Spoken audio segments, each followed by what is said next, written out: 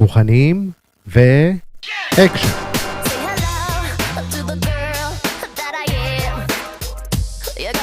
לא, זה לא זה מטומטם, אנחנו בתוכנית טלוויזיה. מועדון המיליון הראשון, עד גיל 30 מצליח.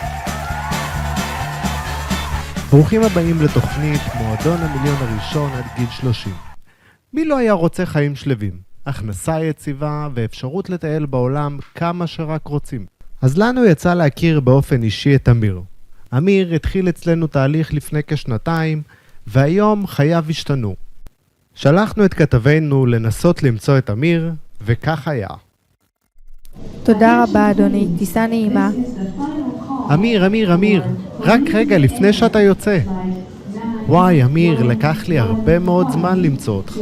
מה שלומך? אני מהתוכנית של המיליון הראשון עד גיל 30. היי, שלומי בסדר, תודה. אז להיכן אתה טס עכשיו אמיר? אוי, אתם בדיוק תופסים אותי בדרך לסין. אני אמור להיפגש עם כמה ספקים עכשיו. רצינו לשאול אותך מספר שאלות על התקופה בה התחלת במועדון. האם יש לך זמן כרגע? את האמת שלא ממש, אבל אשמח להתראיין כשאחזור. ובכן ירון, אנחנו ניסינו את המיטב. נקווה שכשיחזור נצליח לראיין אותו בצורה טובה יותר. בחזרה אליך. חזרתם אלינו. כפי שראיתם, אמיר הפך להיות אדם עסוק מאוד. אבל אנחנו לא מאכזבים, וקבלו אצלנו באולפן, במחיאות כפיים סוערות, את אמיר. אמיר, ספר לנו מה קרה. היית אמור לטוס לסין בענייני עבודה, ובסופו של דבר המשכת את הטיול לאוסטרליה. תשמע, ככה זה כשאתה עצבאי. אף אחד לא קובע לך מתי תלך ומתי תחזור. חוץ מזה שפגשתי כמה חברים ממש טובים בסין. אז ספר לצופים שלנו איך היה. או שבמקום זה, הצלחנו להשיג כמה תמונות וסרטונים מהטיול שלך. בואו תראו.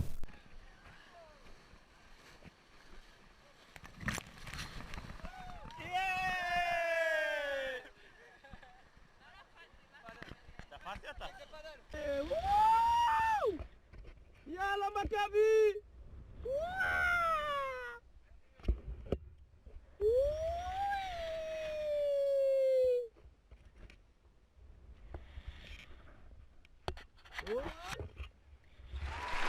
ועכשיו לחלק המעניין אמיר.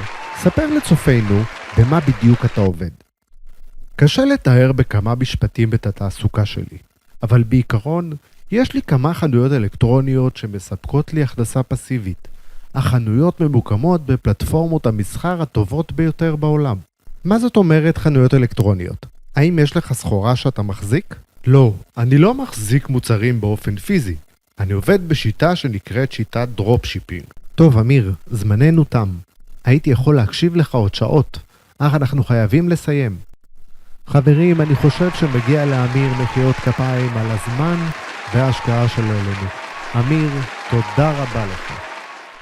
לאלה מכם שרוצים להתנסות בעבודה עם חנויות אלקטרוניות, מצורף מיני קורס חינם בלינק המצורף לסרטון. עד כאן לתוכניתנו, מועדון המיליון הראשון עד גיל 30. נתראה בתוכנית הבאה.